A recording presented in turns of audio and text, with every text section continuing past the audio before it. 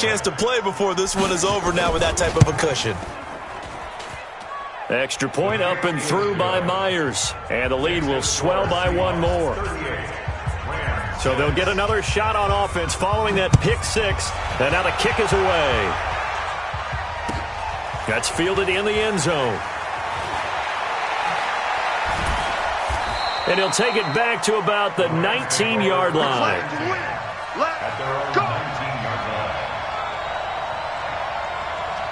The LA offense ready to go for their next drive. And they gave up the pick six. And now they'll be looking to right the ship here. Now, as a quarterback, are you a little more cautious this go-around?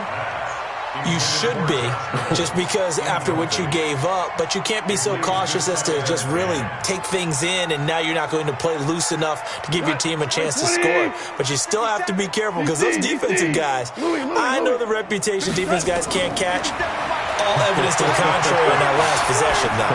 Going up top for Cup. And that going to be incomplete. Good effort there trying to take a shot, but it's third down. Brandon, at least there's one bright side to that incompletion. What's that? It wasn't an interception. Wow. You're a nice guy. That was kind of savage. But correct. No pick, just incomplete that time. Man open, it's Cup. He's got it. And he's got it past the 30 before he's hit and dropped. Goff now perfect since the second half started. 7 of 7. It's 1st and 10. Gurley on first down with no blocking help there as he won't even make it back to the line of scrimmage. Call it a loss of 1. It'll be a loss of a yard, and it'll be 2nd and 11.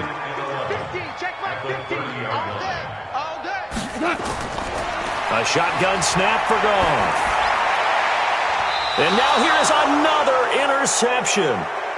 Picked off near the 42. Charles, whatever's going on between his ears right now, it's just not completely calculated correctly. 7 picks between last week and this week after that one. And they always say the most important part of a player is those 6 inches between the ears. But right now, it's all those interceptions that are going on. So whoever his trusted confidant is on the sidelines, I don't know if it's the offense coordinator, the quarterback's coach, maybe the backup quarterback, that's who he needs to get with now and get himself calm. Able to get 7 on that first down pass play. 2nd and 3. Now a give right side. Carson. And this play will be blown up. He'll lose yardage back at the 38. He'll wind up losing 3.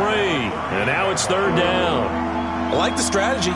Extra tight ends, extra beef. They want to run the football, but that means they probably want to run it inside. If you get strung out on the perimeter, you're in peril. Yeah, we saw the result, negative yardage.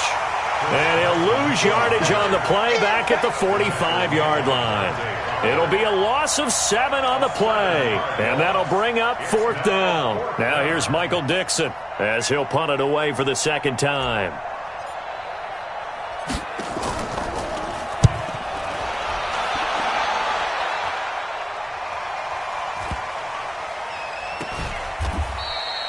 .31 yards on the punt there. And the Rams will be backed up deep to begin the drive as they take over 1st and 10. The LA offense ready to go for their next drive. And they will start this drive with just terrible field position, backed up inside their own 5. But we have seen teams... And Gurley fumbled it. Gurley fumbles the football. It's loose. And the Seahawks have picked it up. And they're set up in a golden position here right around the 10-yard line. Well, that sure started out as a good example of what they call backed up or coming out on offense, meaning you're backed up close to your own goal line. Big-time emphasis on practicing that to try and create some room at no less to give the punter a chance to kick the ball away. It means take care of the ball, try and create some space. They were doing that, and the ball comes free. On first down, it's Carson, and he'll get about 4 there as he takes it from the 10 down to the 6. 3rd quarter, and you've got the lead. You're not ready to go into that 4-minute offense to close the game out, but a running game can really benefit your team right now.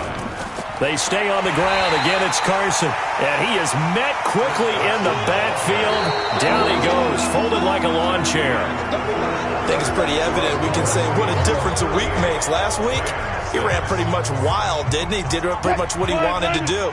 But this one, they stopped him cold. That, to me, that's good scouting and even better execution. Yeah, and they stopped him behind the line right there. They obviously watched the tape a few times and made some adjustments. A loss of a yard, and it brings up fourth. Charles, you said earlier this defense is probably going to need to hold these guys right around 20 or under that if they were going to have a chance. It was evident pretty early on that wasn't going to happen. Yeah, they left 20 behind a long time ago in this game, didn't they? It looks like they're headed towards a big, big number. But 20 was the threshold because that kept them in the ball game and kept the pressure off of their own offense. And Myers able to knock it through. And they're sitting pretty now as the lead grows even further. So it's 3 more points, and that widens this thing out even further here in the fourth. And you know in this league, you can never have enough points, but this widens it out, as you said, and now it's all about ball control, isn't it?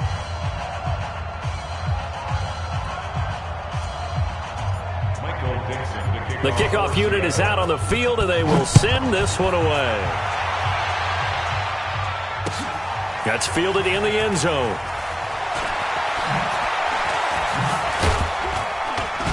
And he'll make it across the 20 as his guys will set up shop at the 23-yard line.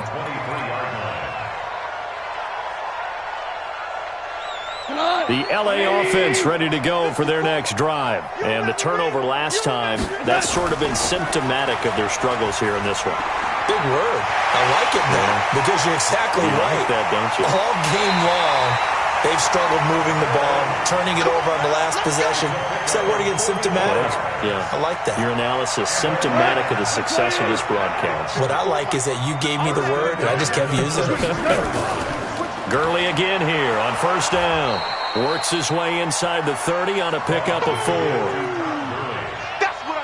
I call that play a success. A nice inside run sets up a very manageable second down. A very solid gain on that play. Here's Gurley. Might have gotten this one down to the 28, and that's all. Call it a gain of a yard, and it's going to bring up 3rd and 5. In need of a conversion on 3rd down. They had the big play to start the drive. Not much sense. Now Gurley. Well, this is going to depend on the spot, but it's not a very generous one. He looks to be about a yard or so short. It's a pickup of 4, but they're still a yard short here with 4th down, forthcoming. And Zerline's kick is good. And they'll get back 3, but this remains a large deficit. Well, in the grand scheme of things, those 3 points likely not going to matter much, but I guess they get a little closer, a little more respectability. Yeah, you're exactly right. They've been outplayed all game long, but like my mom used to tell me all the time before I went out, dress up a little bit, son. Make yourself respectable. And that's what they're doing here. They're just dressing up the final score. And he'll take it past the 25 and up to the 28-yard line. Coming to the line here to begin their next drive, the Seahawks offense. We find ourselves here in the midst of a one-sided affair. A lot of fill time down the stretch, Mr. Davis. So we could talk about food because that is something that you and I enjoy. We share that. We enjoy our time at the table. So maybe the best steakhouses in the city, but in all seriousness, the performances that we've seen this year, we've seen a bunch of great ones. And it's going to be hard to parse who's going to win the MVP. Yeah, it really is. Is it going to be a runner? Is it going to be a thrower? Can a defender finally win it this season? Those are the things that we can probably discuss. And collectively, this is about as dominant of a performance as you could have hoped for on both sides of the football. Might have to put it #1 for what we've seen this season. On 3rd down, Carson. And he slips up past the 45 before being tackled. First down, Seattle on a pickup of 13. Well, that looked like an example of what you said back in the first half. A running back of his size can really wear down a defense. I think he's starting to do that. I think you're exactly right. And know what else he's doing? He's inspiring the rest of his team because they see this starting to happen as well. So that means they're going to redouble their efforts to help him out. Extra blocking, getting downfield, helping him out. On 2nd down now, it's Carson. And they'll get this well past midfield before being stopped just before the 35. That one a gain of 20 and a first down. Just 2 minutes remaining here in the 4th quarter of what has been a one-sided affair. So it's Seahawk football as we march toward a conclusion. And let's see what they've come up with offensively after having time to talk it over. They'll run on first down. Carson. So he got free of one tackle but couldn't do a whole lot else. Dante Fowler in on the stop. They tried a quick hitter inside, but that one was swallowed up because what they're hoping, those big defensive linemen will take the bait and move laterally and open up a crease that they can run through. Didn't happen on that play. A pickup of about 3 yards as he's taken down at the 31. 3 yards on the pickup. That's going to set up an interesting third and about 4 to go.